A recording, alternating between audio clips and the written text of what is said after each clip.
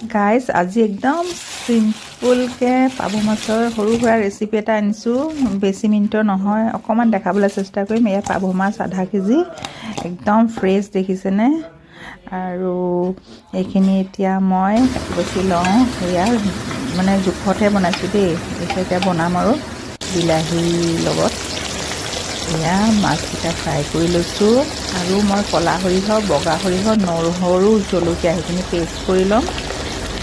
আৰু এয়া মাছ ফ্ৰাই হৈ আছে। কেঁচাকৈও বনাব পাৰে আপোনালোকে, ভাপত দিয়া নিচিনাকৈ। এয়া মাছ ফ্ৰাই হৈ গ'ল মোৰ, একদম ৰঙা ৰঙাকৈ কৰি লৈছোঁ।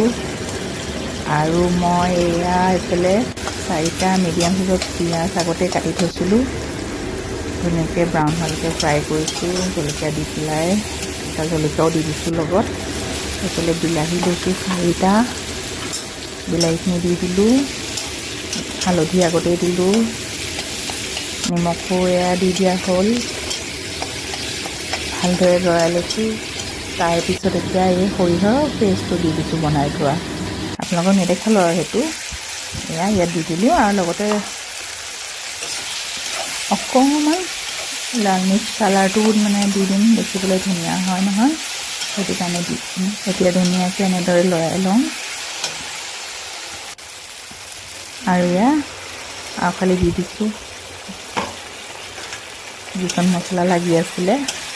কালাৰটো দেখিছেনে, একদম সৰিয়হৰ কালাৰটো ওলাই পৰিছে। ভালদৰে লৰাইছোঁ আৰু অলপমান পানী দি দিলোঁ। আৰু সোৱাদৰ কাৰণে অকণমান মই চেনিও ব্যৱহাৰ কৰিছোঁ। এতিয়া এয়া মাছকেইটা দি দিলোঁ। এতিয়া অকণমান জোলকণ ফুটক। এয়া লাহে লাহেকৈ বকবককৈ উতলিব ধৰিলে। আৰু সৰিয়হৰ বিলাহী দিয়া মাছৰ আঞ্জাখন মোৰ এয়া ৰেডি হ'লেই গাইজ। চাওকচোন,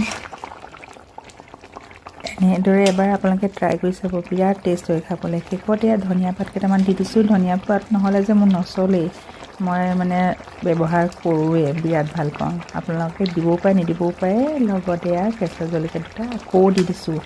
পেষ্টটো বনাওঁতে দিছিলোঁ জলকীয়া 3টা। এয়া সুন্দৰকৈ একদম গ্ৰেভি মোৰ পাভ মাছৰ আঞ্জাখন হৈ গ'ল। এতিয়া পলম নকৰাকৈ খাই লওঁ ভাতকেইটা। আৰু আজি আহাৰৰ থালিখন চাওকচোন কি ধুনীয়া। ৰেচিপিটো এবাৰ নিশ্চয় ট্ৰাই কৰিব বুলি আশা কৰিলোঁ। বিৰাটেই সুন্দৰ ৰেচিপি, চিম্পুল আৰু ইজি হয়। এবাৰ প্লিজ গাইজ আপোনালোকে ট্ৰাই কৰি চাব। আজিলৈ আহিছোঁ দেই।